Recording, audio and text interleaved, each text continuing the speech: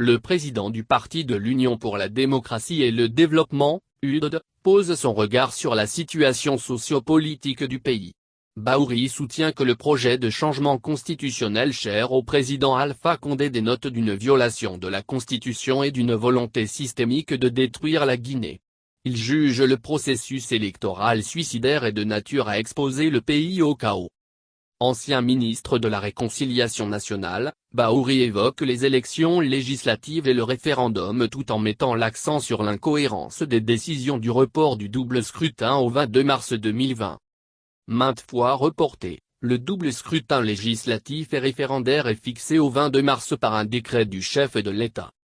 Avant de parler de report, commente le président de l'UDD, il faut d'abord rappeler les fondamentaux. La question des élections dépend fondamentalement du fichier électoral.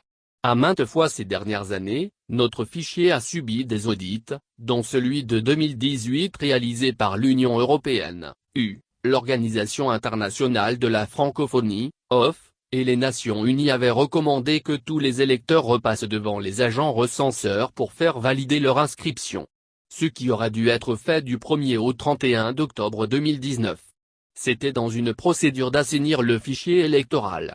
Paradoxalement, avec la bénédiction de la Commission électorale nationale indépendante, CENI, ce fichier a été davantage corrompu et qui fait que les résultats ont été anachroniques, que le monde entier a su qu'il n'était pas prêt de servir pour des élections.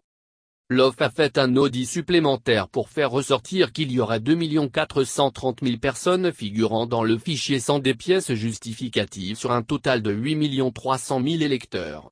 Par la suite, les autorités ont invité une mission des experts de la CEDEAO à venir constater la qualité du fichier. Le pré-rapport publié à cet effet a été beaucoup plus déplorable en indiquant qu'en plus de 2 430 000, il y a 2 millions de personnes recensées à la base d'une attestation contresignée. Or, dans le cadre d'un recensement clair et objectif, cette procédure d'attestation contresignée devrait être une exception au lieu d'être la règle.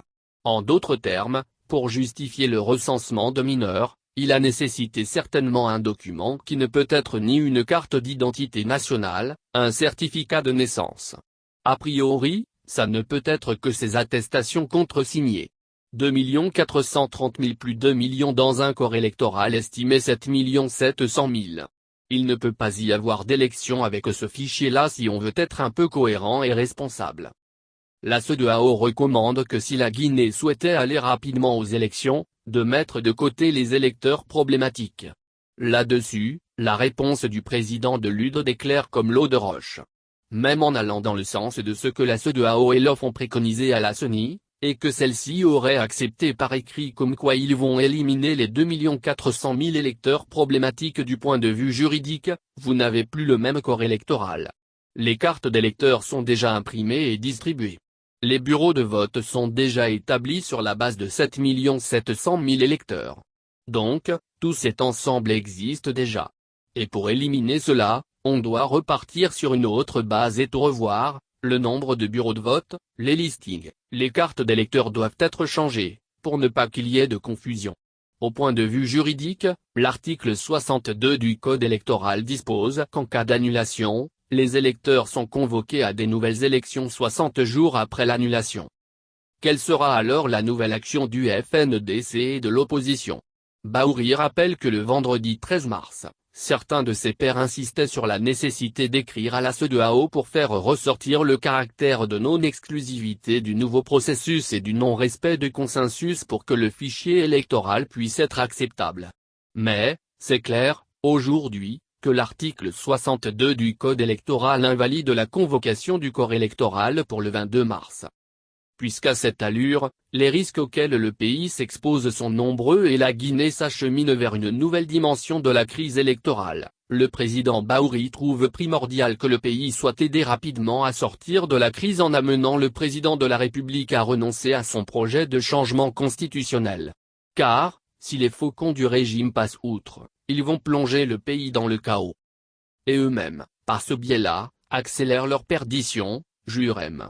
Bahouri qui prévient que quel que soit ce qu'il en sortira, ils ne pourront pas en sortir gagnants. En raison du fait que ce processus électoral n'aura ni l'aval de la communauté nationale, ni la caution de la communauté internationale. Le leader de l'UDED entrevoit même dans cette forfaiture une perte de légitimité notoire pour le régime Condé qui débuterait ainsi son auto-suicide. Donc, comment faire renoncer Alpha Condé à son projet, alors que tout a tout planifié son passage en force le 22 mars 2020 ? Le leader politique sent que les principes de réalité l'amèneront à prendre en compte qu'il ne peut pas continuer comme ça. Pas seulement les manifestations, il y a beaucoup d'aspects qui entrent en ligne de compte. Économiste de haut rang et formateur internationalement reconnu dans le domaine des finances, M. Ba analyse que si Condé s'entête le pays sera ingouvernable, économiquement, il sera sur le carreau. Aujourd'hui, questionne le leader de l'UDED, le pouvoir d'achat est tellement bas, les prix ne font que monter, il y a une inflation de plus en plus grande. Vous croyez qu'un régime quelle que soit sa puissance peut résister à cette montée des crises économiques et sociales ? Vous croyez que les Guinéens vont toujours continuer à serrer la ceinture face au gaspillage de leurs ressources? Vous croyez que les Guinéens vont rester impassibles alors que leur pays est en train d'être détruit? Il faut ouvrir les yeux et savoir qu'aujourd'hui une page est en train d'être tournée. Il est souhaitable que cette page soit tournée. Au cas où la CEDEAO et l'ONU, toujours actives sur le dossier Guinée, parvenaient à sauver le régime de la dérive du 22 mars. Faire un processus électoral sain nécessiterait un nouveau recensement et une nouvelle date pour les élections. Mais ce recommencement ne risquerait-il pas de cautionner un glissement du calendrier 2020 des élections législatives et présidentielles? Nous devons avoir un fichier électoral correctement établi à travers, si nécessaire, un nouveau recensement général de la population et de l'habitat en Guinée à partir duquel sera conçue, recto verso la carte d'identité nationale et d'électeur. Si on parvient à le faire en ce moment, la Guinée aura un fichier sur la base de laquelle le prochain président de la République pourra gouverner avec plus de calme et de sérénité et ainsi, développer le pays. Cela prendra le temps que cela prendra. Moi, ce qui m'importe, franchement, c'est le résultat de ce processus qui va être mis en place pour une sortie de crise définitive. Glissement ou pas, ça n'a pas d'importance. Si on bâcle le processus, on aura les mêmes problèmes dans 10 ans encore. Et moi, je ne veux pas que la Guinée continue dans cette lancée. La Guinée doit changer radicalement de voie pour que le pays soit mieux gouverné dans les prochaines années et faire face aux exigences du monde contemporain. On ne pourra pas y parvenir, tant que nous ne sommes pas sérieux. Si on ne fait que tricher avec nous-mêmes et qu'on ne respecte aucune procédure juridique minimale. Mais ce qui se passe aujourd'hui, c'est une volonté systémique de détruire la Guinée.